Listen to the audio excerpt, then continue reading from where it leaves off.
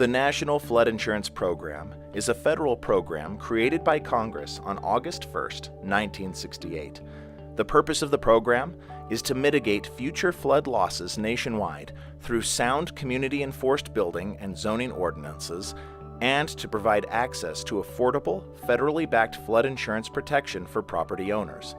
The NFIP is designed to provide an insurance alternative to disaster assistance to meet the escalating costs of repairing damage to buildings and their contents caused by floods.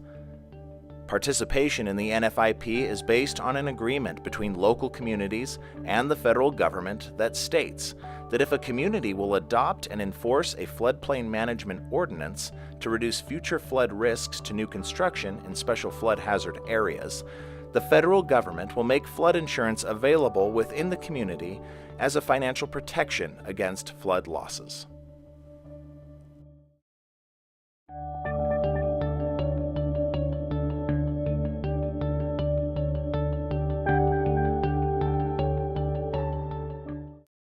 When a community or a county joins the National Flood Insurance Program, it makes flood insurance available for anyone that lives within their legal jurisdiction.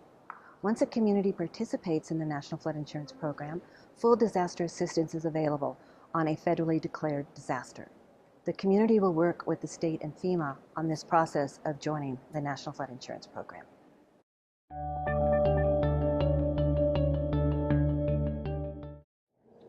The National Flood Insurance Program is a voluntary program.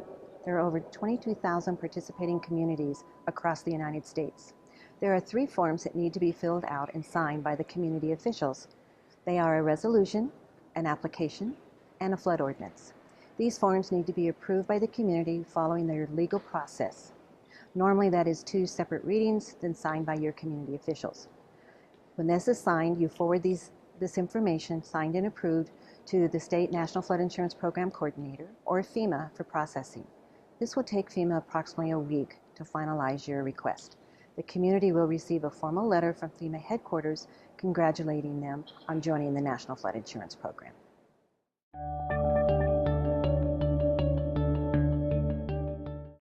Once this information is received at FEMA headquarters, it will take approximately a week for all of the information to be entered into our system and placed in the Federal Register for publication.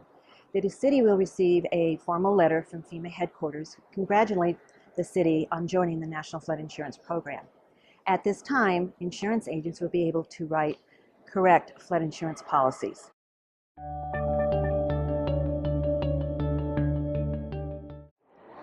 Your community is receiving a new flood insurance rate map. When a new flood insurance rate map is developed for a community, FEMA and the state have worked together with your community officials. Your community is in the final stages of this mapping process. Your community will receive a letter of final determination which notifies your community officials when this flood insurance rate map will be effective. FEMA and the state will work with your local floodplain administrator on updating the community's floodplain ordinance. Stop by your local floodplain administrator's office to view the new flood insurance rate maps for any change in your community.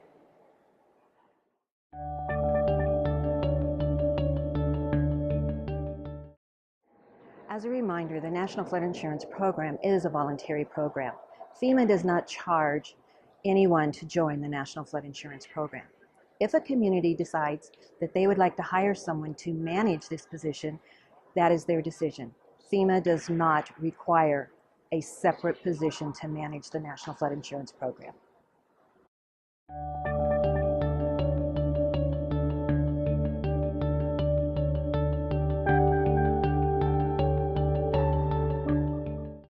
The first one is you go from a low to moderate risk to a high risk flood zone. With that change, we know that the risk to flood is higher than what it has been based on the last map.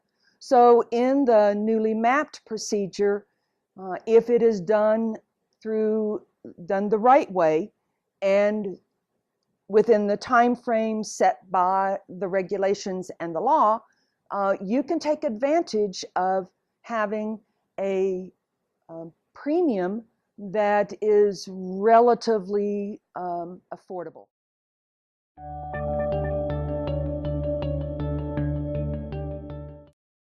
Those are the easy ones to do. But low risk and moderate risk doesn't mean no risk. It is still in a flood zone. It is still subject to flooding, just not at the depths that we see in the special flood hazard areas.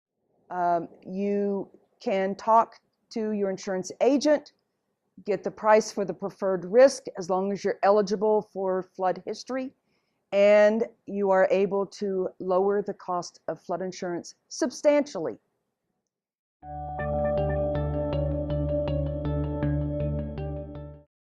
Area in Utah on the Great Salt Lake is you do have what we call coastal areas, which is some type of wave action, and the winds can get strong enough to make those wave actions fit the coastal flood zone requirements. So in that case, you go from a riverine to what we call a wave action flood zone. That particular flood zone is our highest risk because of that wave action.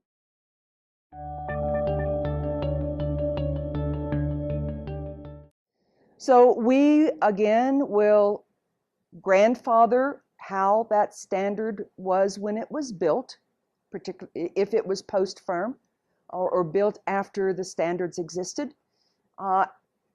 Even though we're increasing the risk, that the depth of that water is going to go up, we will still honor that original base flood elevation where we rated the policy.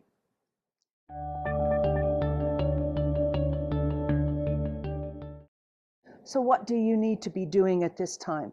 Well, you need to go over your flood insurance coverage. You need to be sure that you've got enough coverage.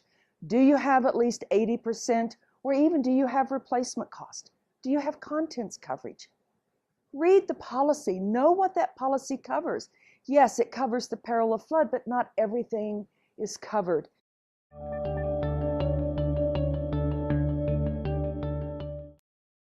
Flood insurance is one of the easiest ways to recover when water runoff hits your structure.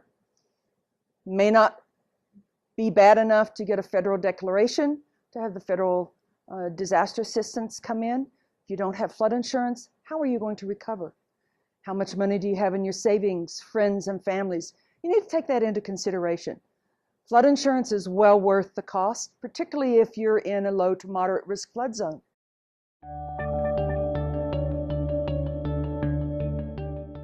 We'd like to have everybody, but the law says that if you have a federally backed mortgage, insured, regulated by the federal government, you are required to have flood insurance for the life of the loan.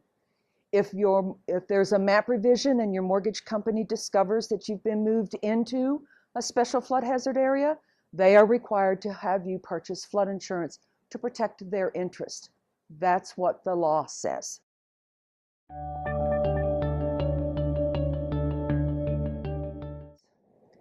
You go to your insurance agent, the one who writes your homeowner's policy, the one who writes your property policies.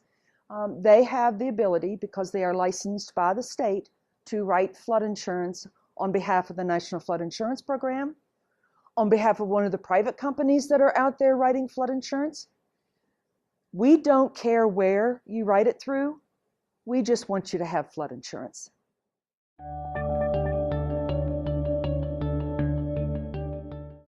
Flood insurance is a single peril policy. It is a surface water program, which means we only cover damage caused by surface water.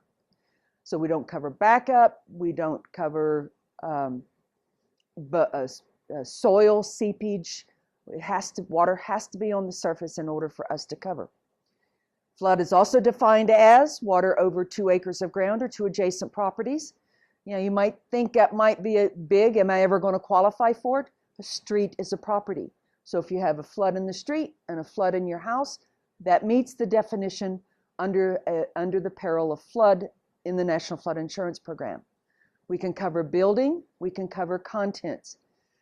When we have structures that are elevated and they have enclosures, or in a special flood hazard area, or if we have structures with basements, we have limited coverage in that. A basement to us is an indoor swimming pool.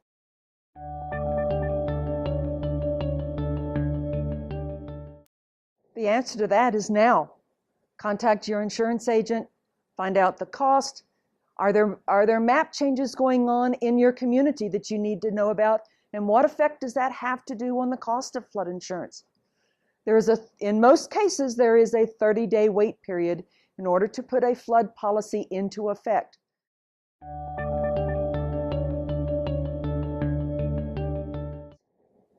Low to moderate risk flood zones, those are our B, C, and X flood zones. It's very inexpensive. Maximum coverage, 250,000 building, 100,000 contents, can be a little bit more than $500 a year.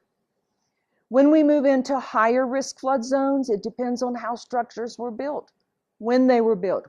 So when we get into our special flood hazard areas, our A zones and our V zones, all of that information comes together when we're fixing the price. When was it built? How was it built? Was it built to compliance? Is there a basement? Is there an enclosure? So all of those affect the cost of flood insurance. So each structure is going to be unique. So what kind of documents do you need to have? Elevation certificate may help the cost of flood insurance. Not going to hurt you, but it could help lower the cost of flood insurance.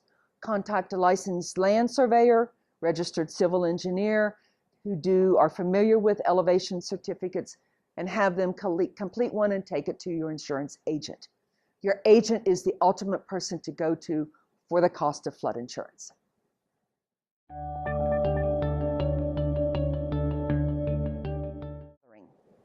So grandfathering is the ability to use different standards when we're writing a flood insurance policy.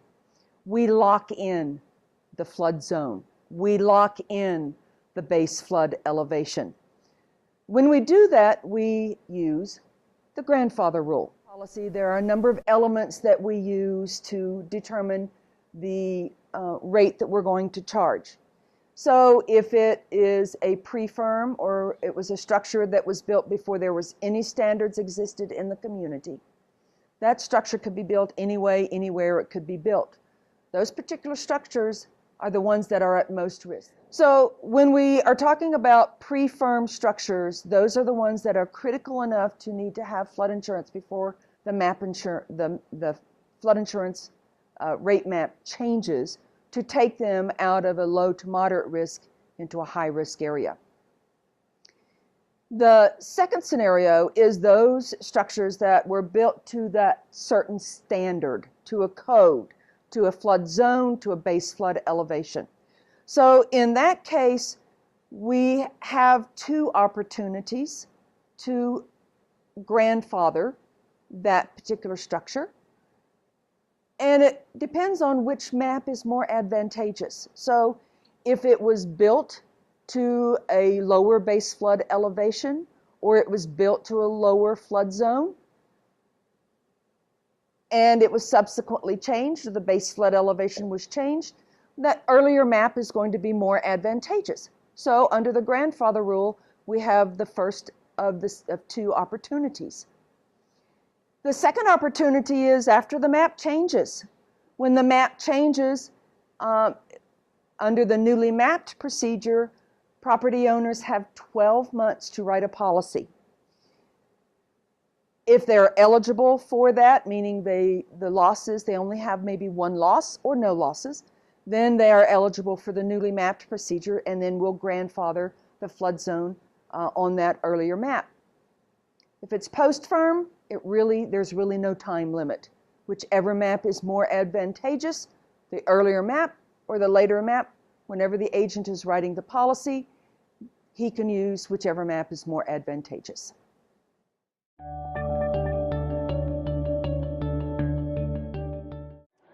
The state and FEMA offer floodplain management training yearly to the floodplain administrators in communities throughout Utah. For new and more information, please contact your state NFIP coordinator at dem.utah.gov.